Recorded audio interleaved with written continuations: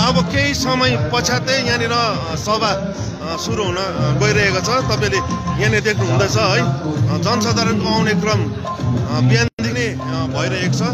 तपाईँले देख्नुहुँदैछ अहिले घरि गोर्खा जनमुक्ति मोर्चा संस्थापक अध्यक्ष कर्सङ्गो टुङ आइसक्नु भएको छ र उहाँलाई यहाँ दार्जिलिङ रेलवे स्टेसनबाट नै उहाँले र्यालीलाई अगुवाई गरेर उहाँ दार्जिलिङ रेलवे स्टेसनबाट पैदल यात्रा गरेर यस मोटर स्ट्यान्डसम्म आउनुहुनेछ।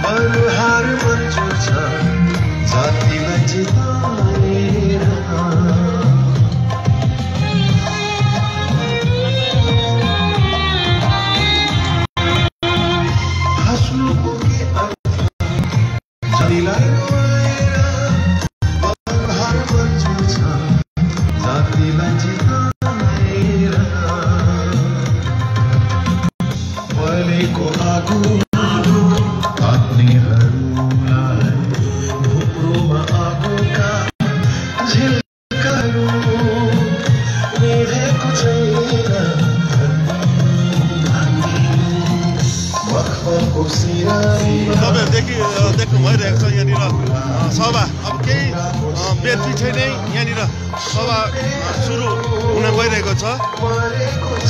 हामी गोर्खा जनमुक्ति मोर्चा पार्टी पेज यस मोटर स्ट्यान्डबाट लाइभ तपाईँहरूलाई सबै सम्भाषण हामी यस पेजबाट आज लाइभ प्रसारण गर्नेछ र घर घरमा बसेर पनि तपाईँले हेर्नु सक्नुहुनेछ।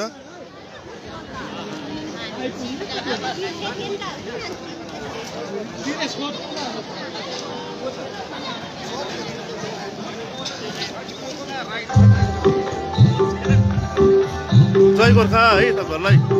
कहाँबाट आउनु भएको तपाईँहरू? हजुर पेसोकबाट। आजको दिन है 3.5 वर्षको अन्तरालपछि है अध्यक्षज्यू आज दार्जिलिङ पहाड चढ्नुहुँदैछ। तपाईँलाई कस्तो भइरहेको छ?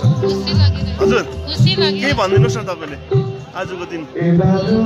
आज बिमल गुरुङ आउनु भयो। हामी घरबाट है हरेक काम त्यागेर पनि स्वागतको लागि हामी आइपुग्यो हो। यसमा खुसी लागिरहेको छ। सबैजना पेसोकबाट आउनु भएको?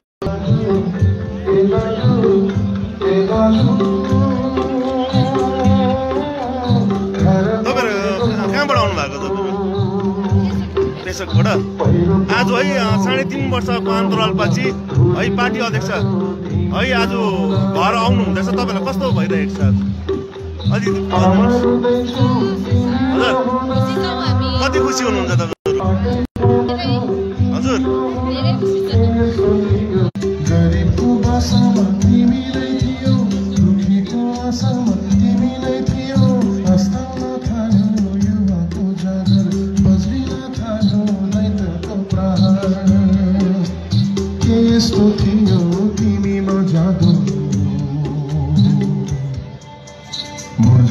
तपाईँहरू कहाँबाट आउनु भएको? हजुर पार्टी अध्यक्ष है श्रीमान बिमल गुरुङज्यू 3.5 वर्षको अन्तरालपछि आज दार्जिलिङ पहाड आउनुहुँदैछ। तपाईँलाई कस्तो फिल भइरहेको छ आज? आजको दिन जुन दिन छ म साथै लिजाइलका सम्पूर्ण जनताहरू आजको दिनमा उपस्थित छन्। दाजुभाइ भएको खण्डमा हाम्रो शिर मात्र उहाँका छत्रछायामा आजसम्म हामी बसेका थियौँ र दाजु आज आउँदा हामीलाई अति नै हर्ष र खुसी लागेको छ। यहाँनिर देख्नुहुन्छ जनसाधारण कति उत्साहित है देखिरहनु भएको छ तपाईहरुले।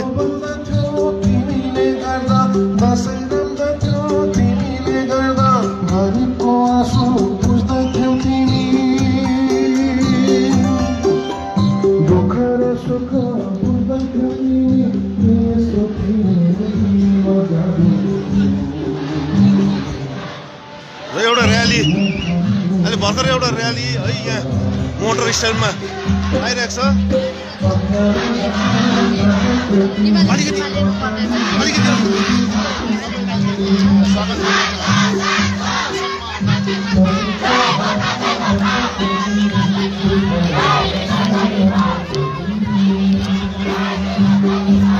र तपाईहरु देखिरहनु भएको छ यहाँनिर है यता मोटर स्ट्यान्डबाट उता टप्परसम्म जति पनि है त्यहाँको एउटा र्याली यहाँनिर आइरहेको छ सभास्थलमा।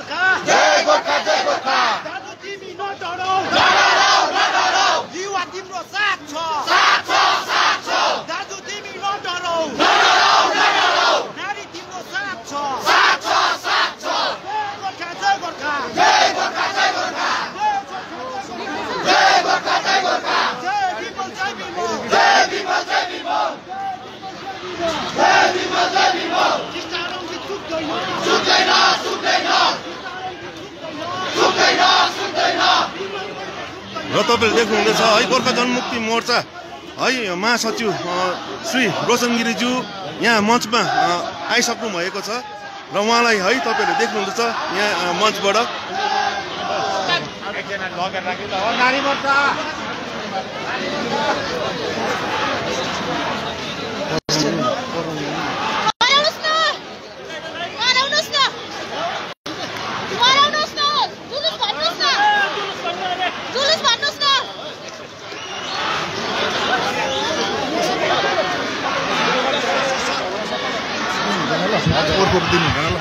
हेलो हेलो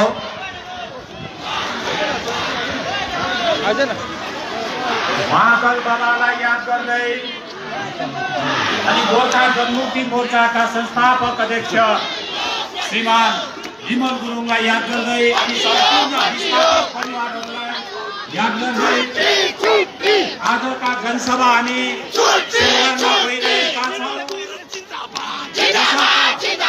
ध्यानमा राख्दै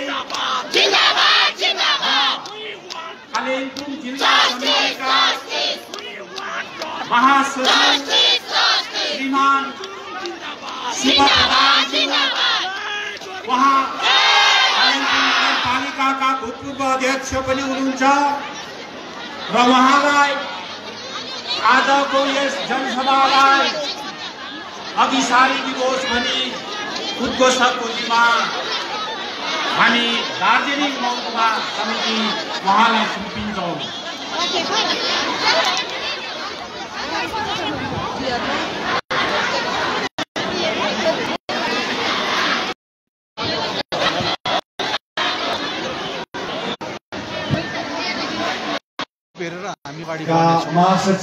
एउटा लास्ट मेरो प्रश्न है, तपाईहरुले जुन चाहिँ आफ्नो समर्थकहरूलाई हैन तपाईहरुलाई माया गर्नुहुने जनताहरूलाई भन्नुभएको छ आउने चुनावमा बीजेपीलाई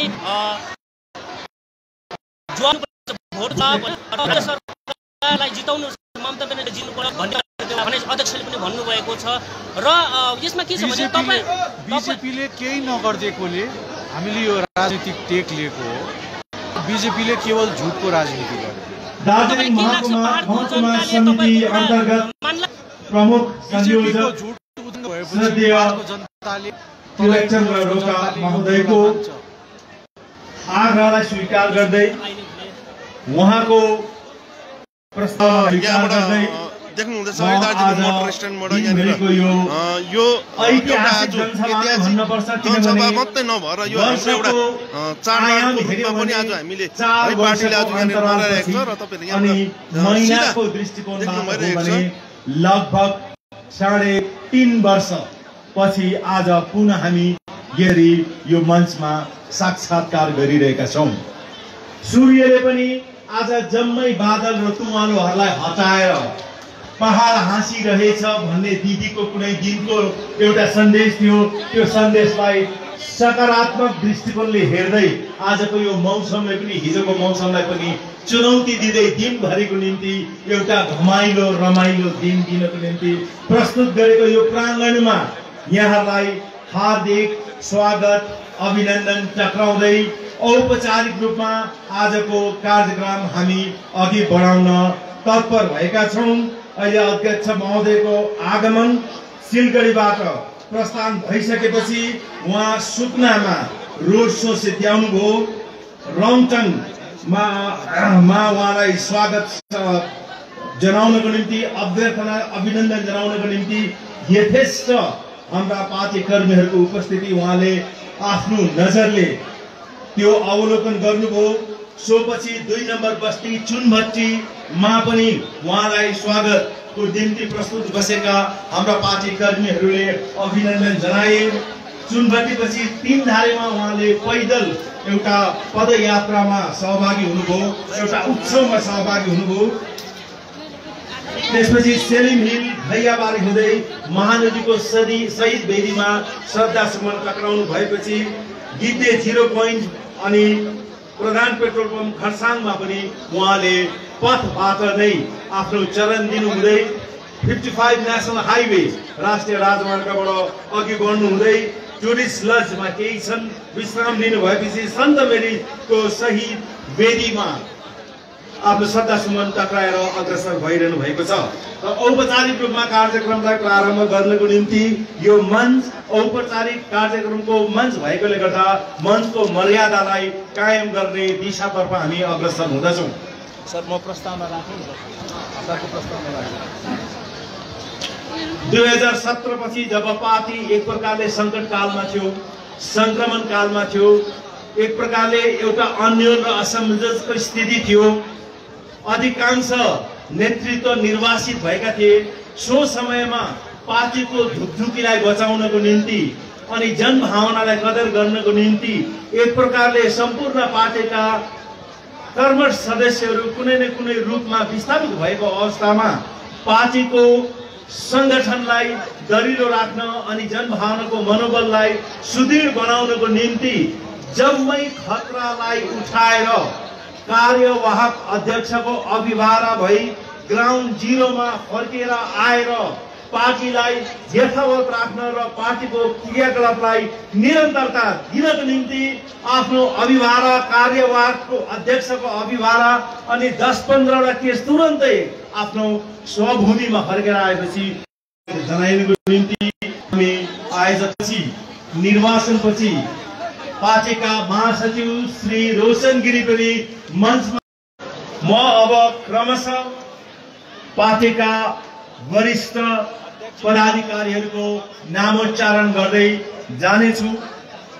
उहाँहरूले मञ्चमा आफ्नो उपस्थिति केही क्षणको निम्ति दिनुहुनेछ, तर आयोजक समितिको विशेष आग्रह छ यी आसन हामीले विस्थापित साथीहरूको निम्ति अनि विशेष वक्ताहरूको निम्ति अनि अध्यक्ष महोदयसँग यति लामो यात्रा तय गरेर आउनुहुने महानुभावगणको निम्ति अनि कालिम्पोङ, दार्जिलिङ अनि खरसाङ बाहिरका प्रतिनिधिहरूको निम्ति आरक्षित गर्नुपर्ने हुनाले गर्दा तपाईहरुलाई एकचोटि मञ्चमा आसीन गराएपछि पुनः फेरि हामी दर्शक दीर्घामा जाने आग्रह गर्न अशोभनीय हुन्छ भनेर दार्जिलिङ, खरसाङ, कालिम्पोङका विशेष पदाधिकारी बाहेक अन्य जनलाई दर्शक दीर्घामा